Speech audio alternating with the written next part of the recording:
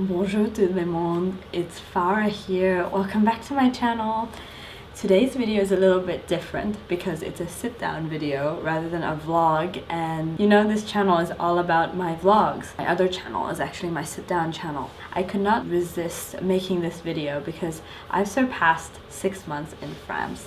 I've been living here for about 7 months now, and I had to film a video, something to commemorate this milestone. So I decided to do a first impression / what I've learned. This video is just about my observations comparing to the culture which I know back home. I used to live in Bangkok, Thailand, so a little background for you. I come from a very Asian perspective, I guess you can say, even though I have lived abroad, I've lived in the States, but most of my life has been in Asia. So the things that I've noticed here, and when you live in a country, you can really observe, and that's basically what this video is about. So I hope I don't offend anybody, and in case I do, and in case I'm wrong about something, it's just my opinion, so no hard feelings, right? So without further ado, let's get right into this video. Hope you enjoy. Observation number 1 is Paris has a grunge side, which when I first imagined Paris and romanticized Paris, there's a very romanticized image of Paris being all glamorous and beautiful and sparkly everywhere. And this is like what you think of because this is what you see in the movies, this is what's shown in the advertisements.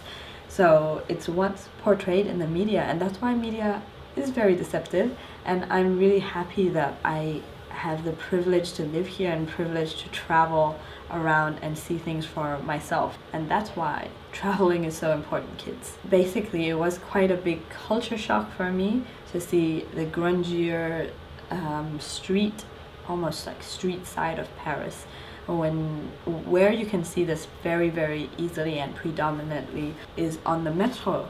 One side of the line will usually be the more posh, sophisticated side, and the other side, if you go to the other side and it runs into the grungier side, sorry to say it like that, but that's the truth. If you go to some of the metro stations, they're really run down, they're really kind of sketchy, you don't feel entirely safe being there. It just has a different like feel about it.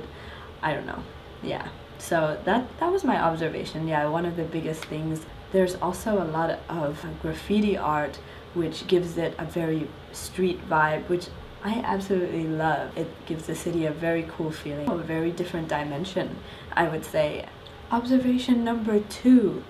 People dress in sweatshirts, in hoodies, in sweatpants, in baseball caps, just in normal everyday t-shirts. So when I first came to Paris, this is another like romanticized, like ignorant probably notion, I always thought everyone's outfit here was always like sophisticated and on point and just like bam, you know. And it's not necessarily the case. People are human here. People dress normally, they wear comfortable streetwear, they wear clothes that are comfortable. But it just sometimes when I looked out onto the street when I first arrived, I'm like, these people are wearing hoodies and joggers and sneakers, and like isn't there supposed to be like another level?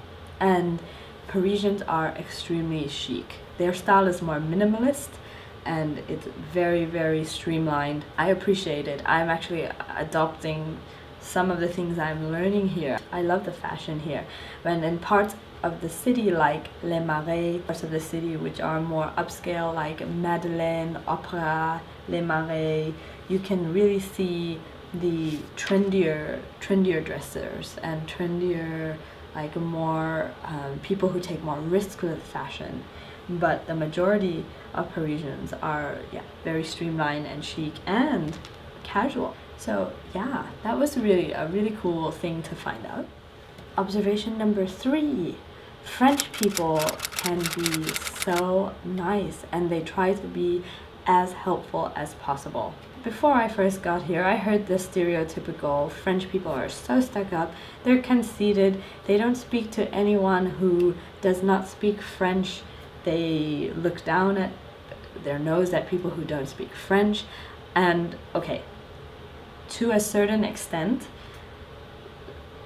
I don't want to say it's true, but I understand why they would do that. Okay, if you travel to a country like Thailand, for example, in Thailand, not everyone speaks English, and while their approach is like, maybe they will just meet you, like if you speak English and they're like, you know, huh, they will be like, ooh, and like shake their head. So their approach may seem a little more friendly, whereas the French are like, je parle pas anglais, just very like I don't speak any English. And that's cultural. I mean, they're straightforward. Maybe they don't give you a smile, but okay, all right, I accept that as culture. But if you make effort and you say, je suis désolée, je parle pas français beaucoup, vous parlez anglais, for example, that I'm sorry, I don't speak a lot of French, do you speak any English? The answer may sometimes be no. No. Or it can be yes, a little, un petit peu. There you go, you're in business. But if you don't make any effort, no risk, no reward, my friend. And just think of it as if you went to another country where they speak another language, like in Africa, in Arabia, and you will be met with the same response. So let's just be realistic here. They're not so bad, and they do try to help you as much as possible. I've heard the opposite. I've heard that they're not helpful, been through a lot lately, and I've seeked help, and they are helpful, and people try to help. People are good. So yeah, don't listen to those intimidating, stereotypical things about French people. If you have bought into it, you need to come here and you need to experience it for yourself. Perhaps you'll change your mind. My fourth observation: wine, cheese, and bread are serious business here, as well as being very casual. Let's start with wine. I have a funny story. So when I first came here, I was in a mood to celebrate. I went to the supermarket, I got some wine, I got everything I made a nice dinner, and then I opened the bottle. I showed my then boyfriend, and I was like, hey, look what I got. And he was like, oh, great. And I was like, okay, that's nice, but still really excited I didn't get it. And we opened the bottle and I was super excited. I'm like, oh yes, we have wine.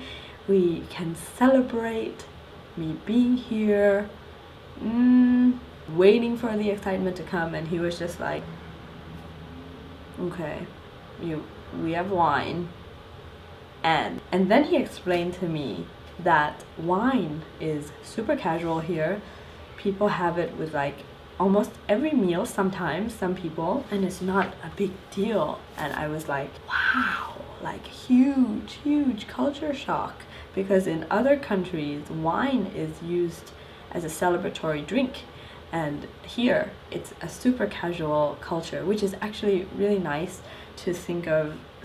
Like, you can just have a glass of wine with dinner and everything. It's super cool, it's casual. So yeah, a good thing. I think it's really good. So I've learned about that and enjoying that. So bread, just by the sheer amount of boulangeries, bakeries, and people carrying bread around, you can see how serious the French are about bread.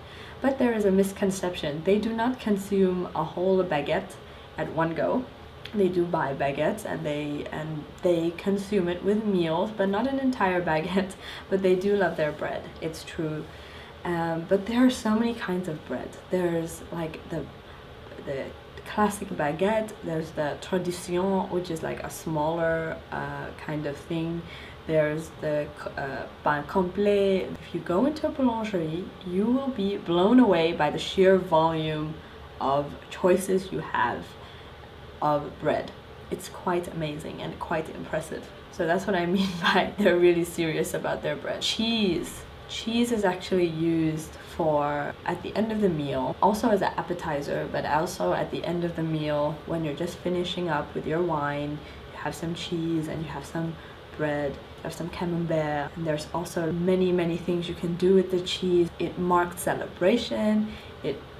So this is not a good country for vegans per se, because there's a lot of dairy, there's a lot of cheese culture. There's many kinds of cheese. There's Roquefort, there's camembert, I'm new, so I don't know all the cheeses, but there's a lot, and there's a lot you can do with the cheeses, which is quite amazing. So that makes it casual, but it's a serious business, the cheese. It's like the kind of cheese you have matters.